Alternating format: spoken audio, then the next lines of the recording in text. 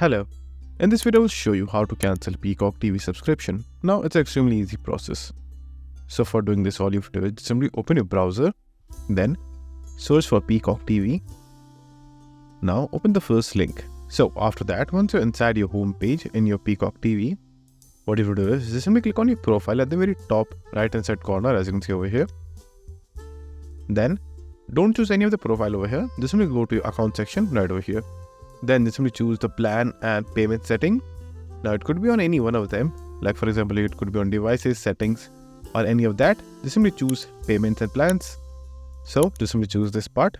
Now once you'll be on the payments and plan section, you will have the option of your plan.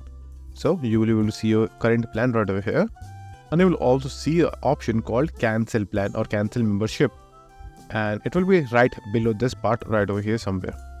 So all you have to do is just simply click on that cancel membership option, and then another pop-up will appear in front of you. And again, it will ask you, do you want to still cancel your membership or not? All you have to do is just simply click on yes, and your membership will be cancelled. Then if you want, you can also delete your payment method after that as well. As you can see, I have already done that. So that's it.